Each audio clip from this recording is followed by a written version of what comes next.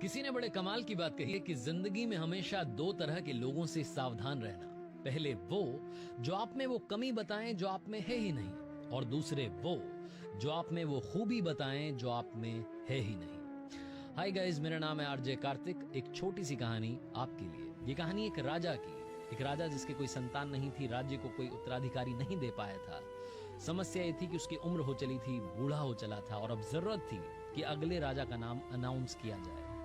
राजा ने अपने मंत्रियों से बात की, डिस्कस किया कि क्या किया जाए, इस समस्या का समाधान क्या निकाला जाए। तो मंत्रियों ने कहा कि काम कीजिए राजा साहब, आप किसी भी बच्चे को अडॉप्ट कर लीजिए और उस बच्चे को अगला राजा घोषित कर दीजिए, तो आपका बेटा होगा, अगला राजा बन जाएगा, कहीं कोई समस्या नहीं है। कुछ विद्वानों से डिस्कस किया तो उन्होंने कहा कि काम क्यों नहीं करते, आपके पास में इतने बुद्धिमान मंत्री हैं, उनमें से किसी एक को चुन लीजिए जो सबसे अच्छा, सबसे बुद्धिमान है, सबसे ज्यादा पसंद है आपको, उस एक को चुन लीजिए और उसे अगला राजा अनाउंस कर दीजिए। राजा को लेकिन ये सजेशंस पसंद नहीं आ रहे थे। एक बार एक विद्वान आया, उसने कहा कि काम क्यों नहीं करते, इतिहास भरा पड़ा है, बहुत सारी कॉम्पिटिशंस अब तक हुई हैं राजाओं को चुनने के लिए, तो क्यों ना आप एक प्रतियोगिता करवाएं और उसमें जो सबसे अच्छा हो, सबसे बढ़िया विनर निकले, उसी को आप अनाउंस कर दें, कहीं कोई समस्या नहीं है, ये तो बरसों से होता है, इतिहास कहता है। राजा को थोड़ा सा आइडिया जम गया, उसने कहा कि काम करते हैं, कंपटीशन तो नहीं करेंगे लेकिन इंटरव्यू रखते हैं, मैं पर्सनली सबसे एक एक करके मिलूंगा, मेरे कुछ सवाल होंगे, उनके वो जवाब देंगे, और अगर मुझे वो ठीक लग गए तो उनमें से जो सबसे अच्छा लगेगा उसे राजा अनाउंस कर दूंगा। राजा की बात थी, कोई ना नहीं कह सकता, सबने कहा हाँ जी बहुत बढ़िया बात है राजा साहब, ये कर लेते हैं, लेकिन एक छोटा सा सुझाव है, आप क्राइटेरिया फिक्स कर लीजिए, आप मतलब एक फिल्टर लगा दीजिए कि इस एज ग्रुप के ही लोग आ सकते हैं, इस टाइप के लोग आ सकते हैं, ताकि क्या होगा कि भीड़ कम हो जाएगी। राजा ने कहा कि नहीं, मेरे पास में बहुत वक्त है, मैं दिन भर अब यही करूंगा, मुझे अगला राजा चुनना है, आप चिंता मत कीजिए, बस अनाउंस करवा दीजिए, पूरे राज्य में घोषणा करवाइए कि कोई भी आकर के इंटरव्यू दे सकता है। राजा ने जब ये कह दिया और जब ये घोषणा हो गई तो उस राज्य के शहरों में, कस्बों में, गांव में बात फैल गई। एक छोटे से गांव में किसान था, उसका एक बेटा था, उसको ये बात मालूम चली तो उसने पापा से जाकर कहा कि पापा जी, मैं भी जाकर के एक बार कोशिश करना चाहता हूँ, मैं भी राजा बनना चाहता हूँ। तो किसान ने कहा कि बेटा, हम किसान हैं, हम कहाँ राजा, तुम कहाँ सपने देख रहे हो, और इस सब में फालतू अपना समय मत लगाओ। लड़के की जिद थी, उसकी मम्मी ने कहा कि अरे भेज दो ना एक बार। पापा जी मान गए। अब समस्या ये थी कि ज्यादा पैसे थे नहीं, फटे पुराने कपड़े उसके पास में थे, पुराने से कपड़े थे, वो इंप्रेस करना चाहता था राजा को। वो लड़का चाहता था कि अच्छे कपड़े पहन करके जाऊं, शानदार अटायर में जाऊं, ऐसा माहौल बने कि राजा इंप्रेस हो जाए, उसके बाद में जो सवाल पूछेंगे उनके जवाब तो दे ही दूंगा। तो उसने अपने पापा से कहा कि पापा कुछ पैसे मिल जाते, ज्यादा पैसे थे नहीं, पड़ोसी से कुछ उधार लिया, एक शानदार सी जैकेट बनवाई, और मम्मी पापा का आशीर्वाद लेकर के वो लड़का चल पड़ा। जो राजधानी थी वहां पहुंचने वाला था, परकोटे के बाहर ही उसने देखा कि एक भिखारी बैठा हुआ था सड़क के किनारे, और जोर जोर से आवाज लगा रहा था कि कोई मेरी मदद कर दो, कोई मेरी मदद कर दो। सर्दी का मौसम था, वो भिखारी ठिठुर रहा था, उसके पास में कपड़े नहीं थे। ये लड़का उसके पास गया तो उसने कहा कि बड़ी उम्मीद से आपसे मांग रहा हूँ, कुछ मुझे पहनने के लिए, ओढ़ने के लिए दे करके चले जाओ। लड़के ने देखा इसके पास में क्या था, सिर्फ एक जैकेट था जो कि उधारी के पैसों से पहना हुआ था, वो पैसे जो थे वो भी उधार के थे, उससे वो जैकेट पहन करके आया था, वो भी चुकाना था।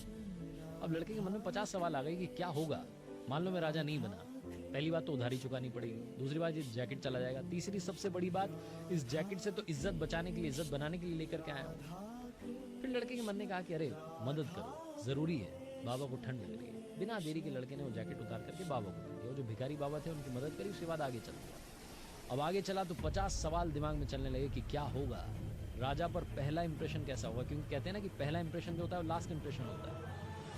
लड़का अंदर गया, वहाँ उस नगर में जो राजमहल था वहाँ पहुंचा, सैनिकों ने कहा कि भैया आइए बैठिए, आपके आराम की व्यवस्था की गई। बहुत सारे इंटरव्यू देने के लिए लोग आए हुए थे, वहाँ जाकर के आराम करने लगा, 2-3 घंटे आराम किया, लंबा रास्ता तय करके आया था। उसके बाद में तैयार हुआ, बाल बाल बनाए, कंघी की। अब कपड़े तो वही पुराने पहने हुए थे, वो जैकेट तो जा चुका था। उस कमरे में पहुंचा जहाँ पर राजा साहब इंटरव्यू करने वाले थे, वहाँ पहुंचा तो राजा वहाँ पर नहीं था। लड़के के हाथ पैर कांप रहे थे, इसको लग रहा था कि पता नहीं क्या होने वाला, पता नहीं क्या सवाल होंगे, क्या इंप्रेशन जाएगा। राजा तभी अचानक से आया और राजा को देख करके लड़का चौंक गया, इसके पैरों के नीचे से जमीन खिसक गई, मुंह में शब्द नहीं आ रहे थे, क्योंकि वही राजा था जो 2-3 घंटे पहले भिखारी के रूप में परकोटे के बाहर मिला था।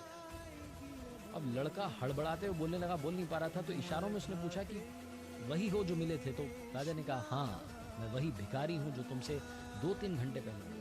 राजा ने जब ये बोला तो लड़के में हिम्मत आ गई। लड़के ने कहा कि ये क्या कर दिया, मेरे पास में एक ही जैकेट था, वो भी आपने ले लिया। लड़का उसी जैकेट में उलझा हुआ था। लड़के ने कहा कि ये कौन सी परीक्षा आप ले रहे हो, मैंने तो वहां मदद करी, आपने तो जैकेट भी रख लिया, अब मुझे तो ये भी नहीं पता कि आप राजा बनाओगे कि नहीं बनाओगे।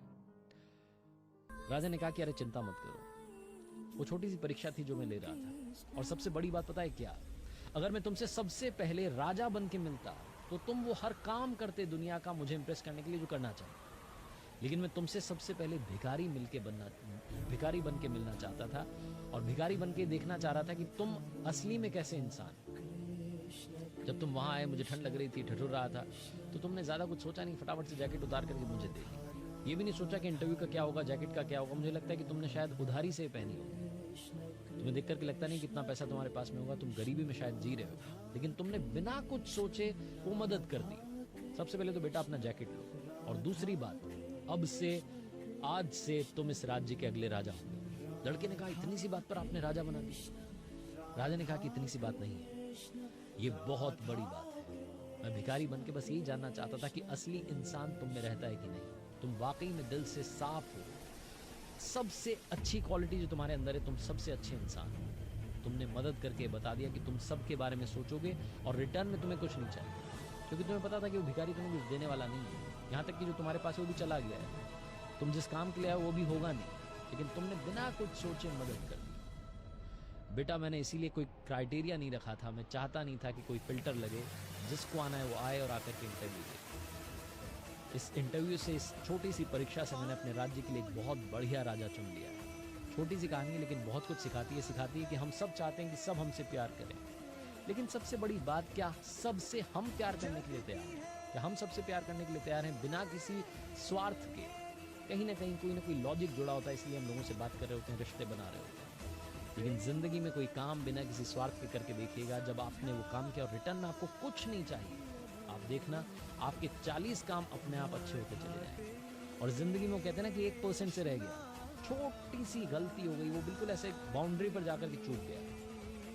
वो गेंद बाउंड्री पर जा रही थी, चौका लगने वाला था और थोड़ी सी पहले रुक गई। वो जो 1% वाले काम रुक जाते हैं, वो काम अपने आप होने लगेंगे। मैंने कई कहानियों में कहा है कि पैसा तो हर इंसान कमाता है, दुआएं कमाना शुरू कीजिए, क्योंकि दुआएं ही जिंदगी में चमत्कार करती हैं। दिखाओ कुछ ऐसा कि दुनिया करना चाहे आपके जैसा। याद